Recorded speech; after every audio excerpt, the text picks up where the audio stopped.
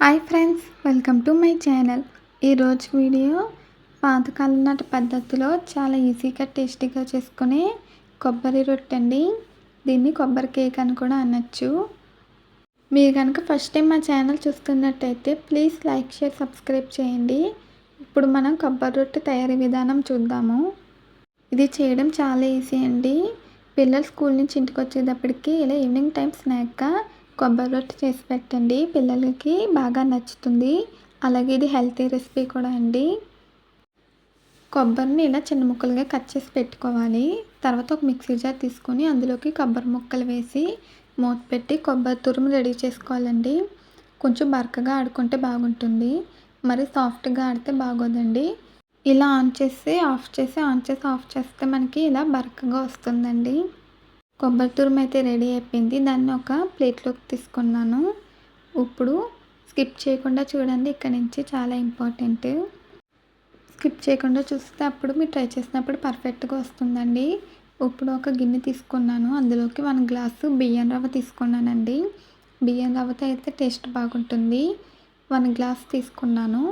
ఏ గ్లాస్తో తీసుకున్నామో మనం మిగతా కొలతలన్నీ కూడా అదే గ్లాస్తో తీసుకోవాలండి, లేదంటే అదే కప్తో తీసుకోవాలి. 1 గ్లాసు రవ్వకి 1 గ్లాసు కొబ్బరి తురుము వేసాను. ఇప్పుడు బెల్లం వేసుకోవాలండి. బెల్లంతో చేసుకుంటే హెల్త్కి మంచిది. కావాలంటే పంచదారతో కూడా చేసుకోవచ్చండి. 1 గ్లాస్కి 1 వంతు తగ్గించి 3 వంతులు బెల్లం వేసానండి. అలా అయితే మనకి స్వీట్ కరెక్ట్గా సరిపోతుంది. ఒకవేళ స్వీట్ ఎక్కువ ఇష్టపడే వాళ్ళైతే 1 గ్లాసు సమానంగా వేసుకోవచ్చండి.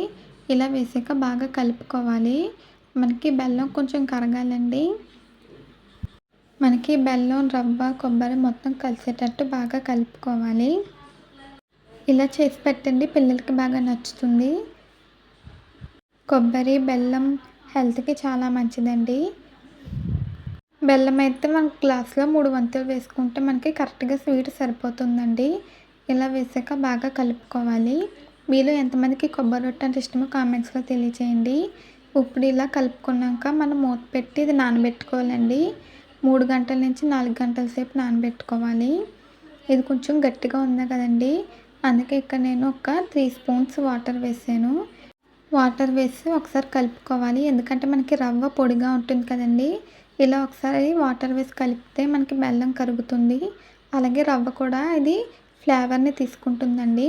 జస్ట్ అలా తడపాలి అంతే, వాటర్ ఎక్కువగా వేయకూడదండి. అలా ఒకసారి మిశ్రమాన్ని తడిపాక దీన్ని మనం నానబెట్టుకోవాలి. 3 గంటల నుంచి 4 గంటల సేపు వరకు నానబెట్టుకోవాలండి. కొంచెం ఇలా తడిగా ఉండాలి కన్సిస్టెన్సీ. ఇప్పుడు ఇలా దగ్గరికి పెట్టుకుని మూత పెట్టి 3 గంటల నుంచి 4 గంటల వరకు నానబెట్టుకోవాలండి.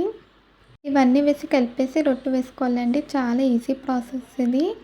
ఇప్పుడు నేను 4 గంటల సేపు నానబెట్టానండి. నానబెట్టక మళ్ళీ ఒకసారి బాగా కలుపుకోవాలి. నేను కలుపుకున్నానండి. ఇప్పుడు ప్యాన్ పెట్టి ఆయిల్ వేసాను. ఆయిల్ ప్యాన్ మొత్తం కూడా అప్లై చేయాలండి. అప్లై చేసాక మనం ముందుగా కలిపి పెట్టుకున్న బెల్లం, కొబ్బరి, రవ్వ మిశ్రమం రొట్టెలాగా వేసుకోవాలి. ప్యాన్లో మిశ్రమం అంతా వేసి ఇలా రొట్టెలాగా ఒత్తుకోవాలండి.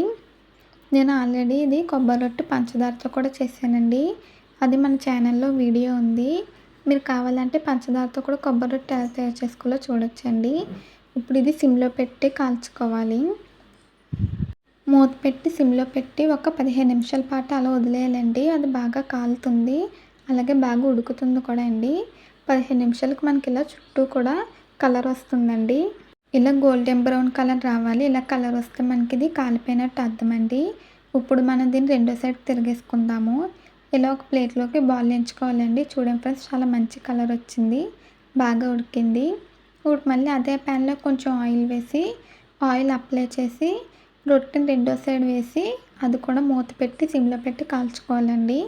ఇప్పుడు ఒక 10 నిమిషాల్లో మనకి రెండో సైడ్ కాలిపోతుంది. మీరు 10 నిమిషాల నుంచి మూత తీసి చూసుకోండి. ఒకవేళ రొట్టె ఇంకా కాలకపోతే 15 నిమిషాల వరకు కూడా కాల్చుకోవచ్చండి. మూత తీసి కలర్ చూసుకుంటూ ఉండాలి. కలర్ వస్తే మనకు అది అయిపోయినట్టండి.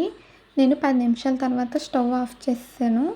కొంచెం వేడి చల్లారాక దాన్ని ఒక ప్లేట్లోకి సర్వ్ చేసానండి.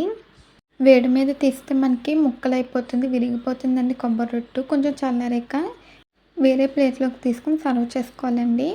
ఇది నేను చల్లారాక కొంచెం ముక్కలుగా కట్ చేస్తున్నాను. ఇలా కేక్ పీసెస్‌లా కట్ చేసి పిల్లలకి ఇవ్వండి. చాలా బాగా ఎంజాయ్ చేస్తారు. సూపర్ ఉంటుందండి టేస్ట్. చూడండి ఫ్రెండ్స్, లోపల కూడా చాలా పర్ఫెక్ట్‌గా ఉడికిందండి. పైన క్రిస్పీగా, లోపల సాఫ్ట్‌గా, తింటే ఇంక రుచి అదిరిపోతుందండి. ఎక్సలెంట్‌గా ఉంటుంది. క్రిస్పీగా ఉంటుంది కాబట్టి పిల్లలకి కూడా బాగా నచ్చుతుందండి. అలాగే ఇది ఒక వారం రోజుల పాటు కూడా నిల్వ ఉంటుంది. మా ఇంట్లో అయితే కొబ్బరి రొట్టు బాగా ఇష్టపడతారండి. నేను ఎక్కువగా చేస్తూ ఉంటాను. మీరు కూడా ఒకసారి ట్రై చేయండి. చాలా బాగుంటుంది. ఈ వీడియో గనుక మీకు నచ్చితే మీరు ట్రై చేస్తే ఎలా వచ్చిందో కామెంట్స్‌లో తెలియచేయండి.